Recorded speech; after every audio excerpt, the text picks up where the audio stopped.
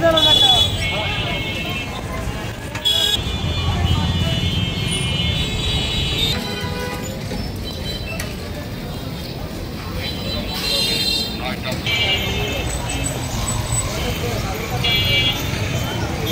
সালাউদ্দিন টুকু ভাইয়ের সার্বিক ব্যবস্থাপনায় টাঙ্গাইলে যানজট নিরসনে আমাদের 40 জন স্বেচ্ছাসেবী ভলেন্টিয়ার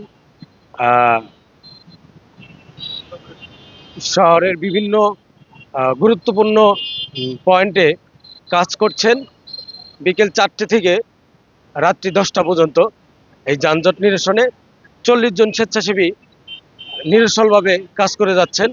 যানজট আপনি কিন্তু বিভিন্ন জায়গায় দেখেছেন যে তারা দায়িত্ব সহকারে তারা তাদের কার্যক্রম চালিয়ে যাচ্ছে। বসুন্ধরা ডায়াপেন্ট এখন আরো উন্নত। এই হট এয়ার থ্রো টপশিট দ্রুত শোষণ করে সোনামণিকে দেয় কোমল অনুভূতি। শারদীয় দুর্গাপূজা উপলক্ষে আমরা দেখেছি সবসময় টাঙ্গাইলে একটা যানজটের শহরে পরিণত হয়ে যায়।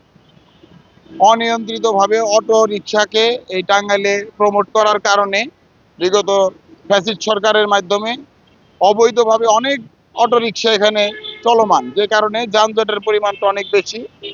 এই যানজট কিভাবে নিরসন করা যায় এরই পরিকল্পনা যখন সুলতান সালাউদ্দিন টুকু ভাই করেন, তখন তিনি বলেন যে এই অন্তত এই পূজার সময়ে যে 4 দিন, এই 4টা দিন আমাদের স্বেচ্ছাসেবীদের দিয়ে এখানে রাস্তায় প্রশাসনকে সহযোগিতা করার জন্য কাজ করতে হবে।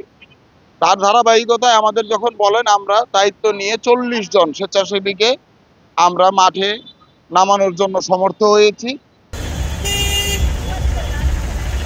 এদিকে যাবো